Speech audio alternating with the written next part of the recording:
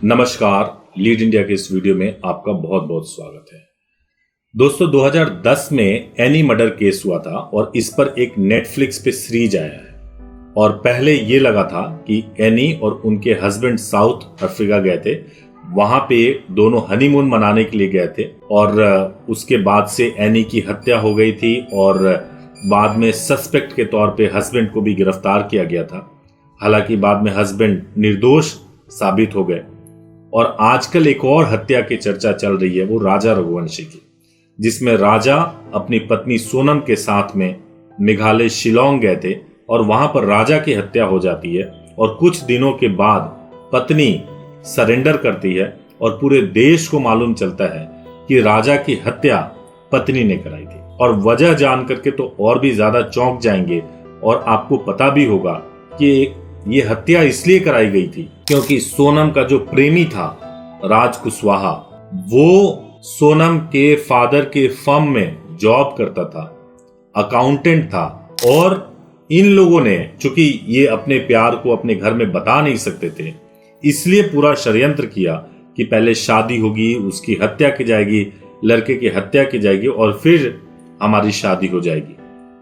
और इस तरीके से जो है एक जघन्य अपराध किया, एक ऐसा अपराध जो अक्षम्य है, एक ऐसा अपराध जिसमें जरूर जो मैक्सिमम पनिशमेंट होता है वो मिलना चाहिए।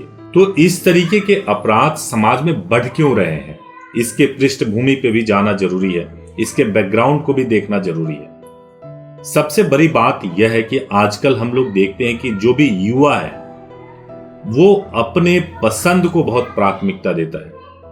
उसका विजन, उसका एस्पिरेशन, उसकी महत्वाकांक्षाएं जल्दी पैसे आ जाए, जल्दी कमाएं, अपने पसंद के बॉयफ्रेंड से, पसंद की गर्लफ्रेंड से शादी हो जाए और इसके लिए वो किसी भी हद तक जाने को तैयार है। और किसी भी हद तक जाने का मतलब ये भी कि वो किसी की हत्या भी कर सकते हैं और उसकी नैतिक, उसको करने में उनको संकोच नहीं है। मैं नहीं ऐसा कह रहा हूं कि सारे युवा ऐसा कर रहे हैं, लेकिन मैं आपको बता सकता हूं कि बहुत सारे कपल ऐसा हैं जो ऐसे सोचते हैं कि उनमें साहस नहीं है कि वो अपने प्यार को घर वालों के सामने बता सकें, तो पहले वो शादी करते हैं और शादी के बाद से पति के ऊपर झूठा आरोप लगाते हैं, फिर डिवोर्स केस फाइल करवाते हैं और जब डिवोर्स केस चलने लगता है तो लिव इन रिलेशनशिप में रहने लगते हैं। ऐसे बहुत सारे कपल हैं। लेकिन मेरा एक सवाल है जो सबसे पहला कपल से है, उसके बाद से समाज से, जुडिशरी से भी है। कपल से यह है कि अगर आप में इतनी हिम्मत नहीं है कि आप अपने प्यार को अपने परिवार के सामने स्वीकार कर सको, तो आप कैसे चलाओगे इस रिश्ते को। ये जो थॉट है कि सांप भी मर जाए और लाठी भी ना टूटे, ये नहीं चल सकता ठीक तरीके से इस तरह के मामलों में, और कभी चलता भी नहीं है। तो इसलिए सबसे पहली बात, अगर वास्तव में आपको प्यार है, चाहे आपकी जाति कुछ और है, चाहे आपका धर्म कुछ और है, आप दोनों ही अलग अलग जाति या धर्म से क्यों ना हो, लेकिन सबसे पहला काम तो यही होना चाहिए कि आप अपने परिवार को फेस कीजिए। आप अपने परिवार के सामने पूरी बात कहिए। जब आप पूरी बात बोलोगे, आप कहोगे, उसका परिणाम हो सकता है कि आप बहुत गंभीर भी हो और आपको मुश्किल हो, लेकिन इतना गंभीर नहीं होगा कि आपको फांसी के तख्त तक पहुंचना पड़ जाए। इतना गंभीर नहीं होगा कि आपके ऊपर जघन्य हत्या का आरोप लग जाए। तो उसको सामना करना, परिवार को सामना करना, अपने प्यार को बताना सबसे ज्यादा जरूरी है। दूसरी बात परिवार के अलावा समाज से और कानून व्यवस्था से भी है। आपको मैंने पिछले वीडियो में बताया था कि किस तरीके से इलाहाबाद हाईकोर्ट ने भी एक आदेश दिया है और उस आदेश में ज्यूरिसडिक्शन को परिभाषित किया गया है कि अगर किसी कपल को शादी करनी है, जो भाग करके शादी करना चाहते हैं, तो वो या तो माँ बाप जहां रहते हैं उनके जिले में करना होगा या जहां खुद रहते हैं वो उस जिले में करना होगा। अब कल्पना करिए कि एक तरफ सुप्रीम कोर्ट 2006 में आदेश दे रहा है कि जितनी भी शादियां हैं वो सभी रजिस्टर्ड होनी चाहिए, और दूसरी तरफ ये आदेश, जिस आदेश में यह है कि या तो आप अपने माँ बाप के डिस्ट्रिक्ट में शादी करो या फिर आप जहां रहते हो वहां शादी करो।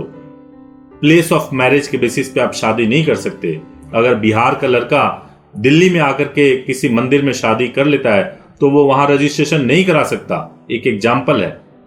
अगर यूपी में ही कोई बिजनौर का लड़का आके गाजियाबाद में शादी करा ले, अगर यूपी में ही लखनऊ का लड़का किसी और शहर गोरखपुर में जाकर शादी कर ले तो वहां वो रजिस्ट्रेशन नहीं करा सकता। तो इस आदेश की वजह से हमने सख्ती बनाई। सख्ती एक सही कॉज के लिए बनाया गया कि नाबालिग या फ्रॉड करके जो शादियां होती हैं उसको रोका जा सके, और नाबालिग उम्र में या कम उम्र में जो शादियां घर से भाग करके कपल कर रहे हैं उसको रोका जा सके। लेकिन रोकने के लिए दूसरे तरीके हो सकते हैं। जो लोग गैर कानूनी काम कर रहे हैं, जो कि अंडर एज लड़कियों की शादी करा रहे हैं, या जो ऐसी संस्थाएं हैं जो फेक डॉक्यूमेंट के बेसिस पे शादी करा रहे हैं, उनके ऊपर कार्रवाई होनी चाहिए। लेकिन हम प्रोविजंस ऐसे बना दें जिसमें एक जेन्युइन कपल भी शादी ना कर पाए। होता क्या है कि एक कपल जो कि जेन्युइन है, जिसकी एज हो गई है, और वो अगर शादी करना चाहे, जैसे एक एग्जाम्पल देकर के मैं बताना चाहता हूं कि मान लीजिए कि कोई एक कपल है जो बिजनौर का रहने वाला है, बिजनौर की ही लड़की रहने वाली है, माँ बाप भी बिजनौर में ही रहते हैं। अब अगर उनको शादी करनी है तो बिजनौर के ही किसी जुड़े हुए तहसील में करेंगे शादी, जहां, और वो भी कहा गया है कि जिस तहसील में आपका घर है आप उसी तहसील के जुरिस्डिक्शन में आप शादी कर सकते हो, यानी शादी करके रजिस्टर्ड करा सकते हो। स्वाभाविक है कि रजिस्ट्रेशन से पहले उनके पकड़े जाने के चांसेस बहुत ज्यादा है।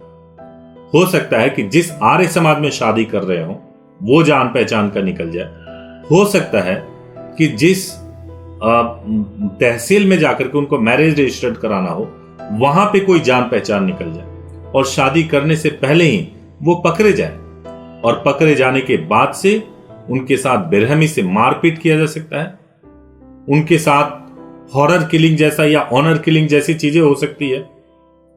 तो डरते हैं और डर करके किसी और डिस्ट्रिक्ट, किसी और शहर में जाते हैं और वहां जाकर के मैरिज को परफॉर्म करते हैं और अपने मैरिज को रजिस्टर्ड कराते हैं। तो ऐसी बंदिशें भी नहीं होनी चाहिए जिससे कि कपल को गैर कानूनी कदम उठाने के लिए विवश होना पड़े। लेकिन सच्चाई यह भी है कि अगर कपल शॉर्टकट या इस तरीके से आप कोई रास्ता अपनाने की कोशिश करते हो, उसका अंजाम हमेशा बुरा ही होगा। कम से कम एक बात तो बिल्कुल तय है, चाहे आप ये सोचो कि पहले मैरिज कर लेते हैं परिवार की सहमति से और बाद में तलाक दे देंगे, बाद में केस कर देंगे, लिव इन में रहने लगे, चाहे आपकी प्लानिंग ये हो या आपकी प्लानिंग ये हो कि हनीमून पे जाकर कुछ करेंगे, आपको मैं बता रहा हूं ये खतरनाक है। आप खत्म होगे, जिस लड़के से शादी होगी उसका परिवार खत्म होगा, आपके माँ बाप खत्म हो जाएंगे, और इन सभी चीजों के दोषी अगर कोई हो सकता है तो केवल आप हो। इस विषय को गंभीरता से कानून, जुडिशरी, एग्जीक्यूटिव सबको समझने की जरूरत है, और सबको यह देखने की जरूरत है बंदिशें डाल करके कहीं हम ऐसा वातावरण तो नहीं बना रहे हैं जिसमें इस तरह के हालात पैदा हो रहे हों। इस पे जरूर गंभीरता से विचार करने की जरूरत है। आपकी राय क्या है आप भी बताइएगा, कमेंट कीजिएगा, आप अपने विचार शेयर कीजिएगा, और वीडियो को जितना हो सके जरूर शेयर कीजिएगा। Thank you so much for watching this video. Thank you so much.